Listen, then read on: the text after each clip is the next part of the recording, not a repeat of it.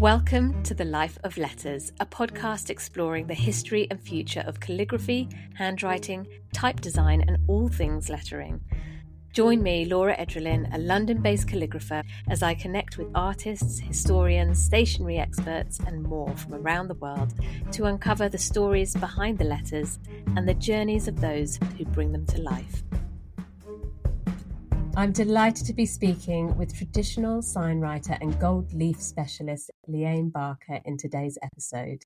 Liane is a pioneering sign writer with 43 years of trade experience, continuing the business at Barker Signs that her father, Maurie Barker, established in 1964. She became one of Australia's few female signwriting apprentices in the 1980s, and her exceptional skill earned her Queensland's Top Apprentice Award, which is a remarkable achievement in a male-dominated industry. Recognising a resurgence in interest for the traditional craft of signwriting, Liane now offers online and in-person workshops locally and internationally, connecting students globally. In 2024, Barker Signs proudly celebrated its 60th anniversary, honouring a legacy of traditional signwriting and gold leaf craftsmanship. Wow! Liane is like having royalty on the show. A huge welcome to the Life of Letters podcast. Thank you so much for being here. Thanks for having me on, Laura. That was I feel very honoured to have such a lovely intro. It's lovely to have so much to explore. So I'm really, really excited. For this episode, I really wanted to start at the beginning. Can you tell us a little bit about how Barker Signs began? My dad started the signwriting business in 1964. A little bit of a background, he's actually English. So he was a draftsman for the Austin Motor Company in Birmingham when he was like 17, 18. Started his, I guess, journeyman or apprenticeship back then. And so he would actually be under the guidance of the head draftsman who would actually design all of the dealerships for around the world for selling the Austin Motor Company car. So he was fascinated how this guy would hand draw all the signage because everything was hand done, like there was no computers around to be able to do it. So he really found his love of letters in following what this guy was doing. So it wasn't until he then migrated to Australia with my mum and her parents, I think it was 1950, they caught the boat over, and he started working for different jobs. And it wasn't until about 1960 that he really had this yearning that he wanted to do more in lettering. By that stage, he was working for a foundry where he was a pattern maker. So that's where they would make the timber mouldings, which then would go to the casting shop to make the metal castings for particular machines and things. And he also was carving lettering for the brass plaques that they used to pour. So again, his love of letters was coming through. So in 1960, I was born in 1960. So he, was a young dad with two little girls. And so I guess he just decided that he was going to have a go and start his own business. Now, he had no formal training. So in those days, it was very much taboo to start to be a sign writer or to do any trade without having done the formal education or an apprenticeship. He literally self-taught himself. He bought lots and lots of books, and I'm very lucky to actually own a lot of his original books that he self-taught himself with. One of them I've got, and I tell a lot of my students, it was published in 1896. And in it, it shows you how to make a reflector for your candle so you can sign write at night. So it's just amazing. Like, our trade is a very old trade. So basically he threw his full-time job in with mum's blessing and walked the streets of the hometown that they were living in at the time here in Australia and just door knocked until somebody believed in him enough to give him his break, I suppose. So he actually he was very lucky. His first contract was like with an ice cream company, sign writing all of their trucks. Oh, wow. So then the sad thing is that the sign writers in the town who were formally trained would tear him down. So they would say to people, don't go to him. He's just a backyarder. He doesn't know what he's doing. And in a way, it worked in his favor because some people were like, well, blow that. If you're going to be that nasty, we'll go with him anyway. So he built his shed in the backyard, which is a very typical Australian way of doing sign writing, or most sign writers would have a shed in the backyard and they work out of. So he built it out of scraps from old houses that a mate of his used to pull down, and so he was able to rummage through and get some materials to build his first sign shop in the backyard. So my earliest recollection, I can vaguely remember, but he started his business in 1964. So by that stage, I was 4 years old, and I was his best mate. I used to just always spend my every waking moment with him. We'd go for long walks, and I'd spend time just down in the shed with him. And it was funny, he tells the story of when they finally got a phone, because back then too, like just normal landline telephones weren't common, but because he had a business, he had to have a phone. So from sort of very humble beginnings, he then actually got a contract with the Royal Australian Air Force, and so that really gave him, I guess, a leg up to keep the business going. And he was just a very hard worker. And I was only talking to him yesterday. He's 93 now and he's in a nursing home. But he was, he was saying that he'd take a job and then he'd go home and he'd be like, oh, my God, I don't know how to do that. How do I do that?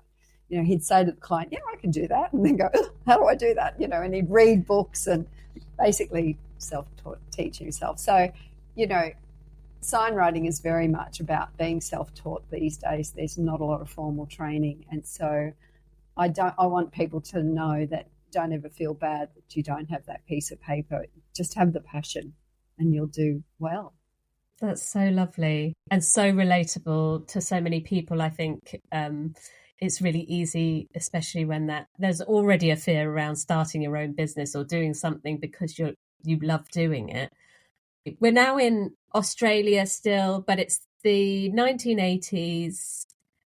What made you want to kind of become a sign writer and take up an apprenticeship? It's funny, actually, because I used to go out with Dad when I was at school. So I'd go out on jobs with him on the school holidays. I'd spend every waking moment down in the shed when I was older. I never did any homework from school. I'd dump my bags and I'd be down in the shed and I'd be organising all of his paint tins and everything like that. So you'd think that it would be a natural transition that I would just go straight into it, but I didn't, because I've always loved travelling, and which I still do. So I was just like, no, I just want to get out of my hometown because, it was a small country town and very, very backward in its thinking, I suppose. So I left school. I actually left school and got a job working in an office because I hated school and I wasn't a very good student. I never did any work. So my parents allowed me to go for an interview and I actually got this job. So I worked for a few years just as a typist in an office, and then I went travelling. And it was while I was travelling that I was asked by one of the hostels I was staying in if I could sign write a sign, because I was saying that my dad was a sign writer and I used to, help him. And so they were like, oh, great. So I rang Dad and he sent up some brushes to me. It was in Cairns in the far north Queensland. And I did this sign and it is horrendous. I can't find a photo of it. I did have it. I don't know where it's gone, but it was shocking. And I'm sure my father was horrified at what I'd done. But they all thought it was amazing and I thought it was pretty cool. So I did that and then I continued to travel and I actually ran out of money. So I rang Dad and said, can you bail me out? Can you send me some money to get back home? I was only travelling within Australia. It wasn't overseas. So he did, and I got home. And he just was really busy. And he said, look, would you like to give me a hand? I was like, I don't want to be stuck in this town. I hate it. Blah. Yeah. So his hook for me was, well, if you do your apprenticeship, you can always travel with it as a sign writer. There's always work. And that was the hook that got me, because it was the travel. So I guess my ethos, or my thing that I go by from now on, has been training that takes you places. And it's true. It's taken me all over the world, with sign writing, and being able to teach it now, but also to just go and subcontract or work for people, or, just go and help people if they need a hand. That. Yeah. Yes. So it really is very much a great nomadic life as a sign writer. Yeah. I love that phrase, training that takes you places. I think that's brilliant. And what was it like at this time? Because you were in an industry which very few women were a part of, right? It's interesting because from what we knew, we didn't have the internet back then. So you were really only in your own bubble or within your own little area. So we really didn't know who was out there or what was doing. But as far as I knew, I think I was probably about one of four, maybe in Queensland, in my home state. There was a few female sign writers down south in New South Wales and Victoria. But it's interesting because there is an article coming out in the Blag magazine for celebrating the Letterhead's 50th anniversary, which Meredith Caspian has actually written. And she's found some really interesting articles about women in signage, dating back to the 1800s. And the fact that when men went off to war in the Civil War, there was women had to step up. There was jobs that had to be filled, and sign writing was actually one of them. So it's really an interesting history that we just don't know a lot about. I've only just found that link this morning, so I'm looking forward to reading up more about it. Yes. Fresh off the press, yeah. Fresh off the press. Yeah. That's great. I bet there's a huge amount of stories and history there that are maybe uncovered so far, but that would be really interesting. Sadly, it's still been like in a lot of industries, you're a woman, so therefore kind of objectified a little bit, or you're, considered that you're not as strong as the men or capable as a man is in the job. And there was a lot of that in the 80s when I first started. I was probably very lucky in the sense that I was, I could do my apprenticeship with my dad. So I was given kind of free rein to learn at an early stage. As an apprenticeship, usually your first year you sweep floors and clean toilets. You'd never pick up a brush. I was gilding in my first year of sign writing, because he'd basically say, yeah, you can do it, just have a go. And I'd be like, I don't know how to do it. He goes, just what's the worst that can happen? So I was very lucky because he always had a lot of faith in me.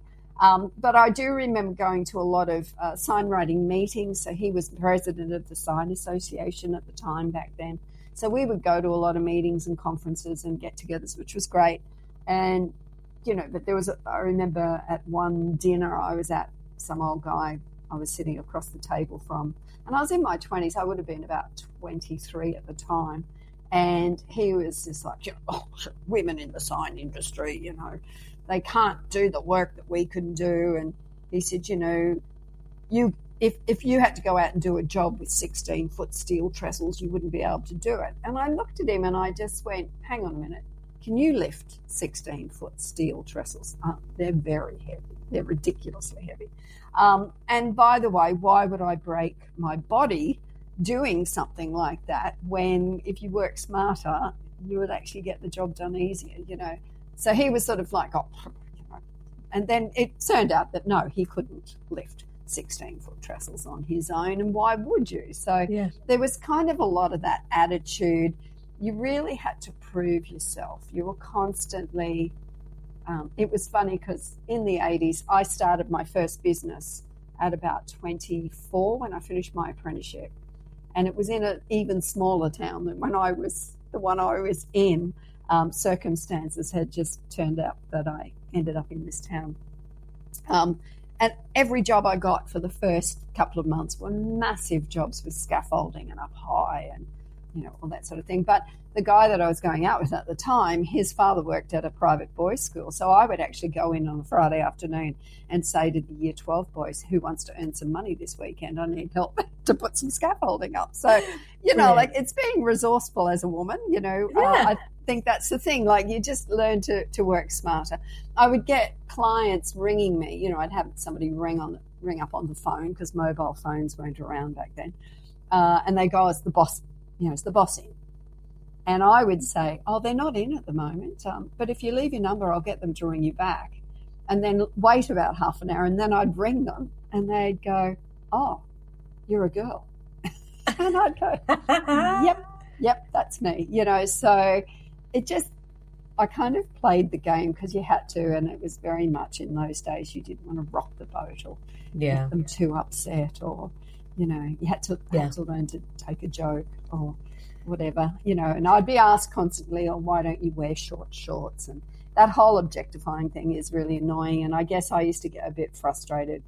I'd get really sort of indignant and go, it's not about what I look like, it's about what I'm capable of, sort of thing. Yeah. So, of course. So I basically fell into my first business by just, again, getting work, walking the streets, talking to people. And it's interesting because, most people will go back then too, because it was all hand done. There was no computers around in those days. So it was, everything was done by hand. And so you'd say you're a sign writer and people would just be, oh my God, I've got a sign I need done. And you'd be sign writing a shop and then you'd have somebody tap you on the shoulder and go, oh, when you finish there, can you come down and see me down the road? So there was always plenty of work around, for incredible.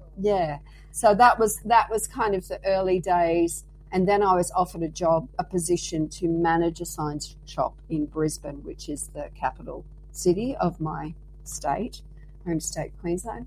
And that was at 28, and that was dealing with big corporate clients. And by that stage, the computers had started to come into the sign industry, and the company that I worked for actually sold the first lot of vinyl cutters that cut lettering out, cut the stickers out. So it was very much a baptism of fire because you'd come from a pure hand-crafted, hand-drawn background coming into having to learn computers, which none of us knew how to do. It was really, what's this button do? Oh, is that what it does? So self-taught ourselves, right Corel in the deep and end. Adobe and all of that sort of stuff. Yeah.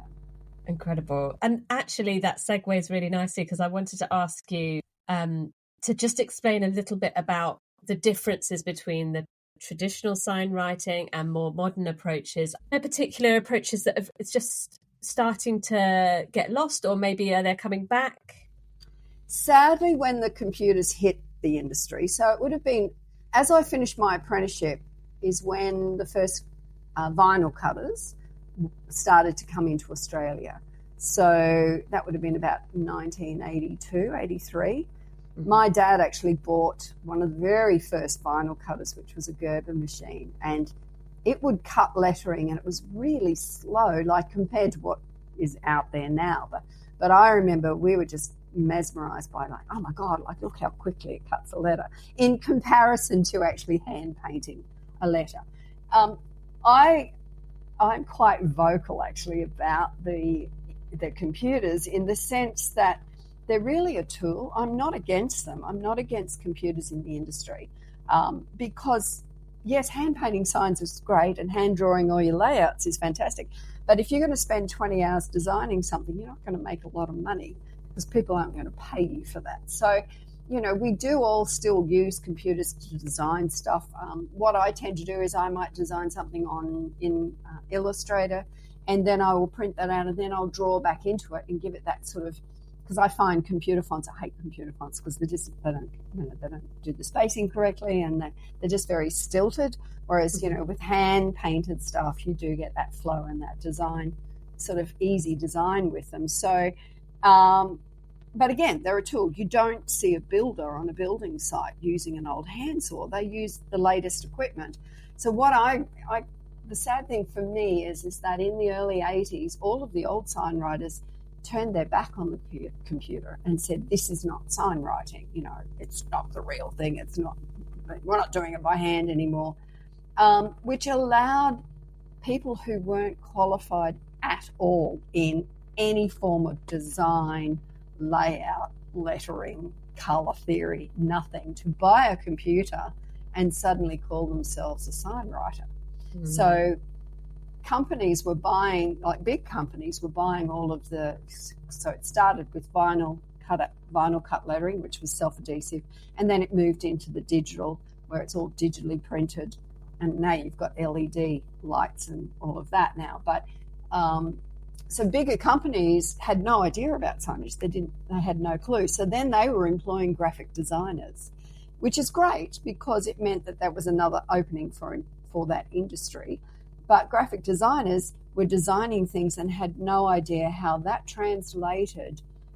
It looked great on paper and it may look good on a computer screen, but it not necessarily would translate to the side of a building or on the side of a car when the car is speeding past you at 80 kilometres an hour. So there's been a huge shift, and it's very sad, and I think that's why the movement of letterheads and also birds of the brush, and there's all different groups that are bringing back and keeping that craft alive, basically teaching people that there is actually rules and the right way to be able to create signage. So let's learn that, and that's what I teach too. So when I'm teaching, it's all about basically sign writing is it's probably 80% design and layout, and the other 20% is actual talent and the actual technical side of it. So I think had we been able to embrace and kept the computer, we would have kept our industry a little bit more secure for us, and it wouldn't have been. But now it has come around again. So 80s, 90s, by the time the 90s had come, it was all digital. So it was all digital printing, which I had. So I had a business with staff and I had digital printing machines. And it was my own business. It wasn't Barker Signs. Dad was still doing his business. So I'd gone to Brisbane and then I'd moved back to my hometown and I'd started my own business because I had got married by then and I'd had a child as well. So I wanted to do my own thing. And it was a digital printing business, but when I designed, I would design like a sign writer. So I would still design as though I was putting paint to a surface with lettering that had outlines and shades, blended shades and panels, and everything that you would normally do with a brush, I would do with the computer. So you can see when you drive around, you can actually see a sign-trained person who has computer equipment as opposed to, a person that has just opened up and gone, oh, that 20,000 fonts looks great on a piece of, tin. And it looks like somebody's thrown up over it with, a multitude of colours. So, I mean, it's incredible because really you're blending these two methods together, aren't you? There's the traditional kind of original craft of sign writing, and then bringing that into a world where there are digital technologies that can support that, maybe make the whole process faster, maybe make the business work quicker, and get more clients or more work. So it's only building the success of it, and hopefully along the way you're kind of still bringing those people through when you're then teaching that, you're rolling that out. Sadly, the client doesn't know about hand painted signs because it's been like probably 40 years now that that digital and computer technology has been in the industry. So the client has no idea what a hand-painted sign is, what its effect is, how beautiful it can look. And on a side note, sadly, digital and all of the computer-generated signage is very bad for the environment. So with a hand-painted sign, my carbon footprint is a very small couple of pots of paint, which when dried out and hardened and skinned over is less likely to leach into the environment, as opposed to an entire skip filled with the backing sheets and the plastics that is at the outtakes of the digital printed signage that cannot be recycled, because it's all wax paper plastics that cannot be recycled, and it is literally dumped into landfill. And you think of the thousands and thousands of sign shops around the world now that are producing, again, a skip a week of this rubbish.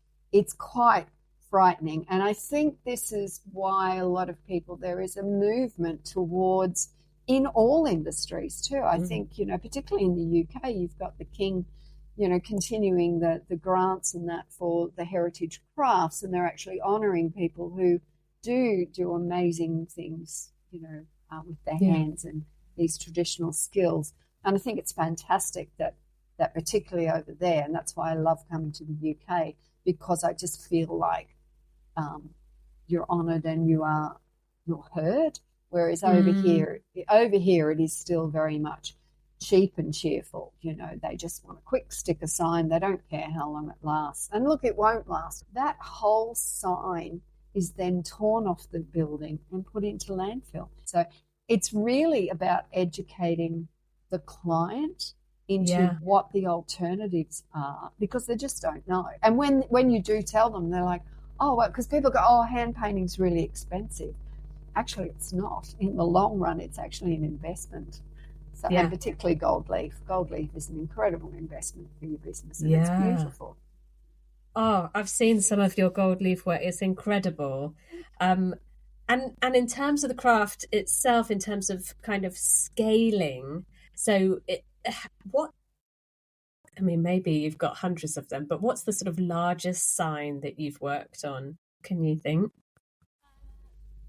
When I was an apprentice, and when I managed the sign shop in Brisbane, I moved back to Toowoomba and I went into partnership with my dad. So I was actually working with him in Barker Signs for about 4 or 5 years before I got married, and then went back out on my own. So when I moved back with him, we did a lot of massive work, and we were doing silos, so wheat silos, which are high, very high off the ground, to the point where, and in those days too, it was a little bit before workplace health and safety was very strict, and we would be in a bucket off a crane, just dangling off the end of a crane jib, and the dogman who gives the instructions down to the crane driver, he couldn't see the driver, like they are talking by walkie-talkie, as to, like, can you just move it just a little bit to the left? Yep, no, that's great. Yep, no, mate, that's good. And we're just like swinging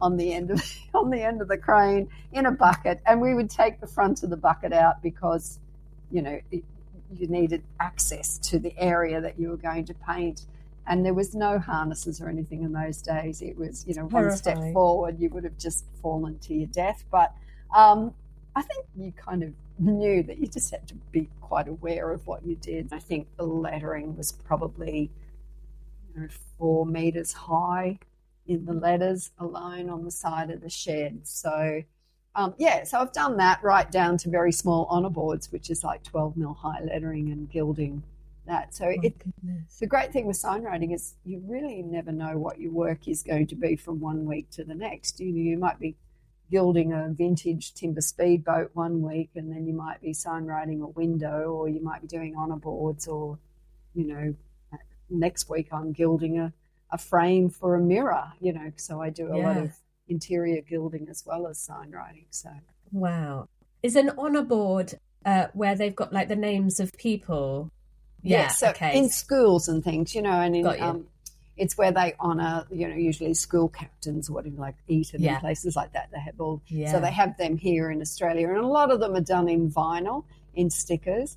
But I'm doing a job in a couple of weeks' time to update some honour boards, because they haven't had the names updated since 2014. So it's a huge job updating, and I love that sort of work. And it's all hand painted. It's all 12 mil high lettering, very small letters, sign writing them, and then you gild them with the Is this with a gold leaf? So being a gold leaf specialist must mean that you're handling incredibly fine, expensive details. Like, my knowledge here is limited to kind of Instagram videos. My mum is an artist too, so she used to apply gold leaf to her own artwork in our kitchen, and I just remember trying not to breathe or sneeze, or exactly. Especially when she's brushing the excess away, and I think, oh god, how much gold is that she's brushing away? So yeah, is there anything particular that you love about working with gold and that fineness of gold leaf? It's funny, I have a love-hate relationship with gold leaf. I bet. I love it, but boy, sometimes I could murder it. Because for that reason, it is a very organic material. And also back in the day, it used to be hand beaten. So, you know, it sadly, it's gone through into machines now. I mean, side note, I was very lucky to run a glass gilding workshop in Florence last year, and it was in association with Gusto Magnetti Gold Leaf Factory in Florence, where we got to visit the factory and see how the gold leaf is made, from an ingot right down to the book of where the very fine leaf is inserted in between tissue paper. There are imperfections in the gold, particularly some of the cheaper grades of the gold, you'll find there'll be imperfections in, which is a bit annoying when you're in the middle of doing a glass sign. If you know, there might be a hair or something that's happened. So I only ever use very expensive Italian or German gold leaf these days, because it is of a very high quality, but it is very expensive. But at the same time, gold leaf is indestructible. So a gilded glass sign will last centuries. You'll find the beautiful Italian gold leaf signs that you see on the front of the buildings, and that they've been there for, you know, hundreds and hundreds of years. The paint may have cracked up around, but usually the gold is actually still intact. So yes, the gold is a bit tricky to move, particularly if you're doing a window and somebody opens the door on you, you know, sticks their head in to see what's happening, or you're in the middle of doing a job where the company, you know, the shop is actually operational, so they've got customers coming in and out. It's always a bit hairy when you've got a whole book of 25 leaves of, you know, 23 karat gold, and the door opens and the wind grabs it, and so a whole book gets flies out the door. But it's as I said, it's a technique. And it's something that you really need to be doing a lot of. You know, there's a lot of people that do a lot of gilding out there, but there are some people who do an amazing gilding. Like, I mean, I say I'm a gold leaf specialist, but there are people who are far better in gilding than I am, like Dave Smith, for a start. You know, he is the god as far as I'm concerned. And also Robert Fries in Chicago, and Sean Felix. They are incredible gilders. The same in England. You know, I always joke and say, if you stand still long enough, they'll gild you in England, you know, particularly in London, because there's just, everywhere you look, you know, your cathedrals are gilded, and you know, the fence posts are gilded, and it's everywhere. Whereas here in Australia, you know, we're very much a very young country, and sadly in the city, Brisbane, that I live in, our council doesn't value anything that's old, and they tear it down and they replace it with something modern and something that doesn't last. So yeah, you know, don't do the white vinyl sticker on the window. Spend a little bit more money and have something. Yeah. And it's going to last longer as well. Yeah. Yeah. Be proud of it. And so can you tell us, like, one or two of your favourite projects that you've worked on over the years? I know that's many to flick through. One of the best jobs I think I've done probably in the last 5 years was when I came to the UK in 2019. I contacted Paul Banks, and he is an incredible gold leaf signwriter artist who does a lot of tattoo shops, and you'll see his work. If you Google him, you will see the incredible work that he does. And I just had met him through Instagram, and I messaged him and said, you know, I think you're amazing. I would love to come and hold your ladder and make coffee for you, but just be in your presence because, and I didn't hear back from him. So I was like, that's okay. I was in London and he actually messaged me and said, I'm sorry, I've been on holidays. No, you're not coming to hold my ladder. You're coming to give me a hand with a job. And I was completely blown away. It was just, I was like a kid in a candy shop. I was like, oh my God. So yes, I spent 2 days up in Sheffield helping him on a massive tattoo window. And like he just sort of threw me in the deep end and said, yes, well, you do this door and I'll do this bit. And so we spent 2 days working together on this incredible window. And at the end of it, it was really lovely because, again, I didn't know him that well, but he had followed what I was doing. And at the end of it, he just said that I was one of the best journeymen, signwriters that he had worked with. So I remember getting in the train and catching the train back to London. I think I was sobbing the whole way back, because it was just the most incredible experience. Wow. So I've been lucky enough to work with some of the most amazing signwriters in the UK and in the States. But, so basically I work in return for board and lodging. So I kind of go and I'll help people.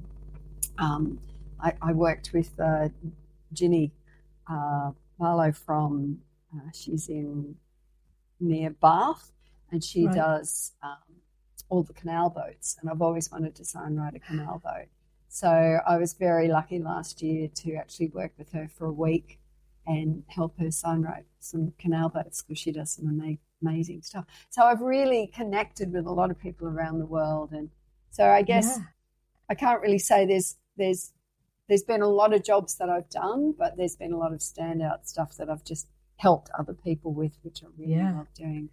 Which is a great kind of example when you're teaching others to know that there are other people out there to connect with, all these amazing experiences, but you have to go and ask for them, right? It's yes, you had these experiences and they got you involved in things, but it was off your own ability to be able to reach out to them and say, hey, I love what you're doing, let's connect. And I love that kind of community over competition idea, that comes up so often.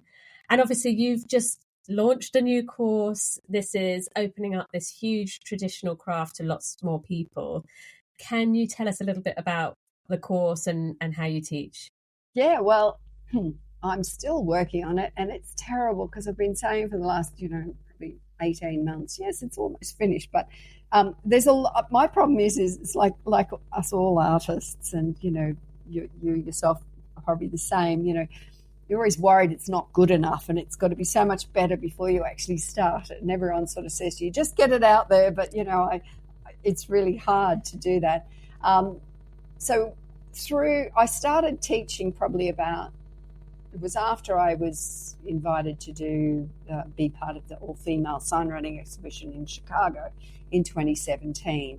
And I met a lot of female signwriters back then who were killing it in the industry. And it gave me the confidence to say, well, I think I can actually teach this, talking to people and connecting with, people that I didn't even know existed and didn't realize that signwriting was such a huge movement happening overseas, more so than here. So I came back and I started just doing face-to-face little weekend workshops. So, and again, teaching, talking, working with people, sharing ideas. And then when COVID hit, my daughter actually suggested that I go online and teach online, again, thrown in the deep end to learn Zoom. And I just put what I would teach in a weekend, I put up as a 6-week course. And it was an hour and a half each week via Zoom. And I was in my studio with my mull stick and my pot of paint and my brush. And I would have 8 students on the screen via Zoom. And they were in their little lockdown because I had a captive audience at that stage. And a lot of them were, most of my students were from the States or from the UK and Europe. And for an hour and a half, they'd watch me demonstrate how to do strokes, and then I'd watch them through the screen, which was absolutely phenomenal. It's amazing what technology can do and how you can utilize it to reach a wider audience. I've had quite a few success stories of a couple of people who are really killing it in the industry and doing incredibly well after doing a workshop with me, which is really lovely to see. So then I started to look at, well, how could I do it in a different way? And that's where Mastering the Art of Signwriting kind of morphed. I've only managed to get one unit up, which is Mastering the Art of Brush Skills, which I've done very well with, and a lot of people have bought and got on. And it is the foundations. And I say to anyone, once you know how to use a brush, you can signwrite anything. Once you understand that, it's really down to you to then just do practice and paint letters and, print off something off the computer and, mark it out and paint. And the more you do, it's a bit like riding a bike, because signwriting is a muscle memory. I actually hadn't picked a brush up in probably 15, 20 years because we all went digital, and I had been trained formally purely by brush. And I picked a brush up at a workshop, and I was rubbish. It was awful. I was ready to throw the towel in completely. But by the third day, I had actually gone, I can do this. It's amazing. So it's just like, it comes back to you. So the brush skills is the first unit. I say to people I could write a book on how not to be a signwriter or how not to run a business, because I think you should do that. All the mistakes in the world, having had a very big digital printing business in the 90s, and staff and overheads, and being a single mother and bringing up a daughter as well, it was a very hard time. It's one of the things that business is, the business side of signwriting is just as important as the craft side of it, if you are going to make a living out of it. If you want it as a hobby, great, there's plenty to do. And there's lots of workshops out there. Like, I'm not the only one that runs workshops.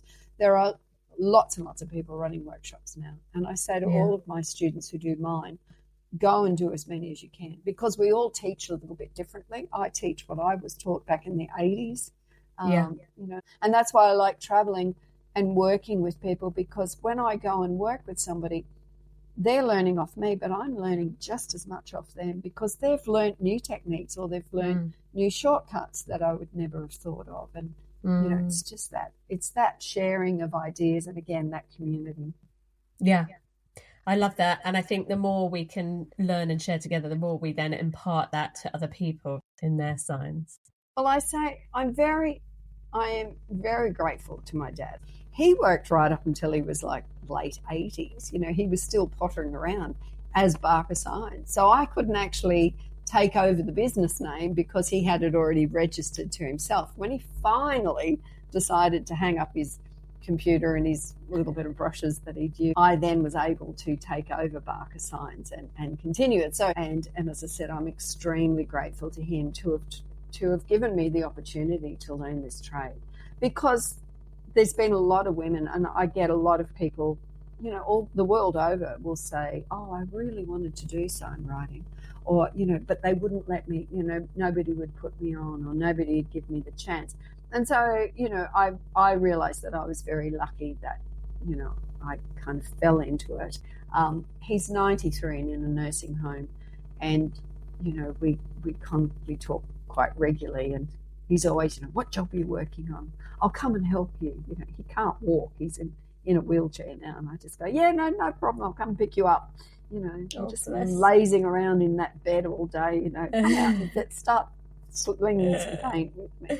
But, yes, the fact that he is still around, and the fact that, there's a little bit of information or a bit of interest in the fact that he was also, the OG of Barker Signs, I think is, a bit of a thrill for him. And it's important for me that he is recognised as well, not just me. So, yeah. Oh, that's beautiful. It's so lovely. Thank you so much for talking to me today. I I actually feel so inspired by your story and this sort of incredible career that you've had and continue to have, and how you're bringing all of this back and enabling so many more people to learn this beautiful art form, but also continuing the legacy of your father. I think that is just such a lovely full circle. But honestly, thank you so much. If anyone's interested, I am coming back to the UK,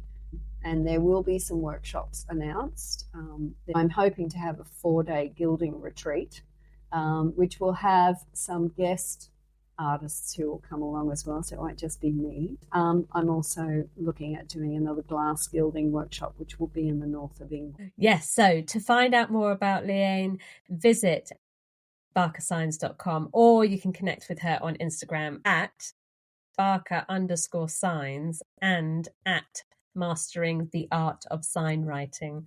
But all the links will be in today's episode show notes, so no one has to remember all of that. Thank you so much for joining me for The Life of Letters. It's been brilliant talking to you. Thank you so much for having me, Laura. It was lovely to meet you, and it's really great that there is an interest in what we all do. So Thank you for keeping that alive. Thank you so much for listening. If you're enjoying the podcast, please subscribe, leave a review, or share it with a fellow lettering enthusiast. And for all the details to connect with us, check out the show notes. A huge thank you to my producer, Heidi Cullop, for ensuring this podcast reached your ears. And finally, to all the guests featured in this series, go check them out.